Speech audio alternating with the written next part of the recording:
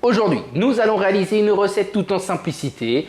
On va réaliser et on va travailler le butternut de façon familiale à partager au milieu de la table. Nous viendrons l'associer avec un peu de chèvre, un peu de miel et puis pour apporter une petite touche de légèreté et de fraîcheur, on viendra rajouter une petite salade sur le côté histoire de se rincer le gosier, quoi. Je pense que vous avez déjà l'eau à la bouche, tout comme moi, juste à l'annonce de ces fameux ingrédients. Alors sans plus attendre, je suis heureux de partager avec vous ma recette de butternut rôti aux chèvres et miel. Je vais récupérer mon petit saladier et on va commencer par notre farce de chèvre. Le butternut, on va venir donc le farcir avec notre chèvre. Du coup, chèvre frais, on va l'écraser un petit peu, voilà. On va ajouter de la crème fraîche, du miel. À ce moment-là, on va mettre un peu de sel et un peu de poivre. On va récupérer la fleur de notre thym. Thym, miel, ça se marie super bien. Enfin, thym, miel, chèvre, ça se marie super bien.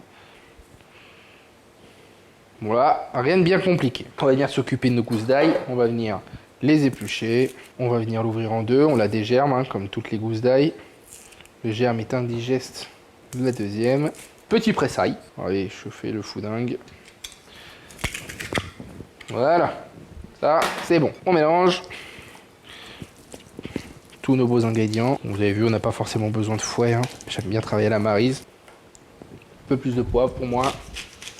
Et une pincée de sel pour le fun. Super, on va le mettre en poche à douille.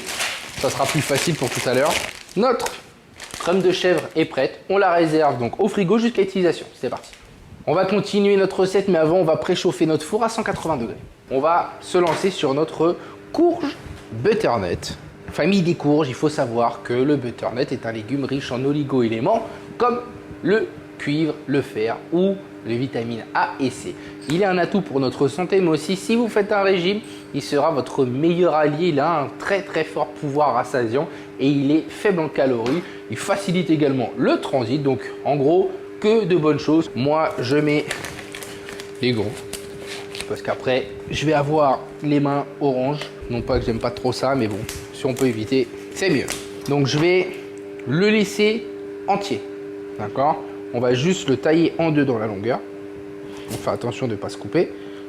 C'est dommage de perdre une main. Je suis un peu parti de travers, donc je vais rattraper ça.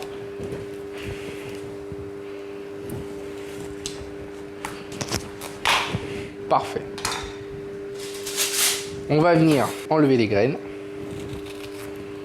Donc avec une cuillère, on fait le tour.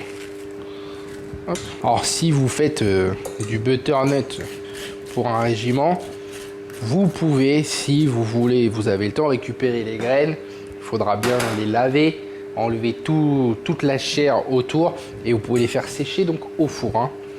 Après, il faut vraiment en avoir une certaine quantité parce que pour une, ça vaut pas forcément le coup, hein. Là, on va venir donc creuser notre butternut dans la partie donc haute. On va venir le farcir dans la foulée, donc on y va doucement. Alors moi, ce que je fais, je vais vous montrer. Je fais une première tranchée, je vais faire de même avec l'autre. C'est le moment où il faut un peu de force. Et après, je viens gratter en fait, tout simplement.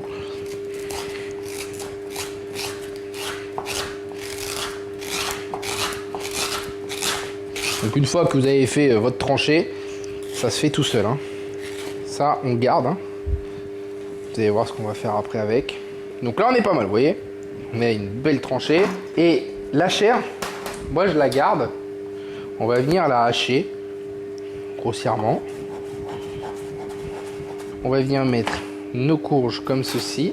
Et on va venir remettre du coup notre chair à l'intérieur, hein. Rien ne se perd, tout se récupère. Vous n'êtes pas obligé de le remettre dedans. Vous pouvez faire une soupe à côté ou un velouté. Enfin plus une soupe. Mon rouleau de papier alu, je vais vous montrer. Parce que là, mon butternut, vous voyez, il est un peu penché. Donc je fais juste une petite boule avec mon papier alu. Je vais venir le poser, regardez, comme ceci. Je pose mon butternut et j'appuie pour en fait qu'il soit bien droit. On va partir pour une première cuisson 30 minutes à 180 degrés. C'est parti. Donc mon butternut a cuit donc 30 minutes pour une première tournée, hein, donc il est pré-cuit, mi-cuit, vous avez vu. On va se le mettre de côté. On va récupérer le fameux chèvre et on va venir donc farcir. Regardez, comme ceci. On va venir tasser et lisser et regoûter. Oh, qu'est-ce que c'est bon ça. Ce n'est pas fini en chèvre.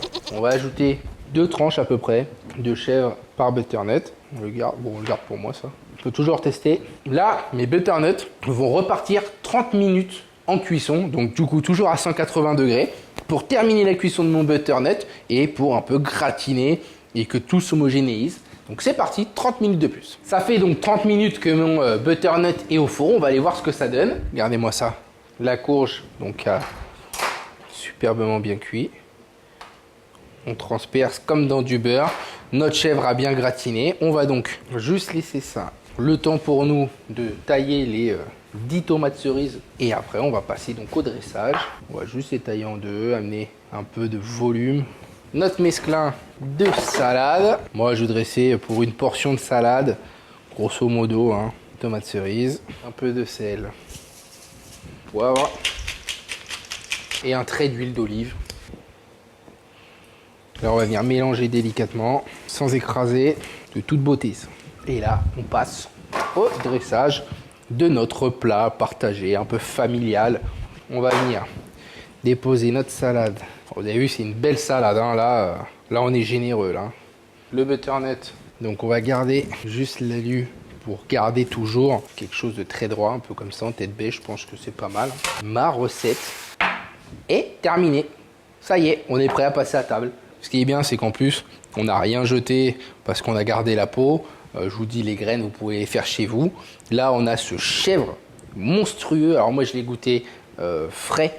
Et je peux vous dire que là, bien homogénéisé avec cette chèvre aux bûches là, gratinée, ça va être une tuerie. Bon, bien évidemment, un peu de légèreté, un peu de salade pour un peu se rincer le gosier. Et puis, ah oui, attendez. Oh là là. J'allais oublier le plus important, ce côté croquant de graines. Elles étaient cachées. Ben voilà. Là, on a une recette aboutie et magnifique qui embaume toute notre cuisine. En tout cas, je suis fou de butternut rôti.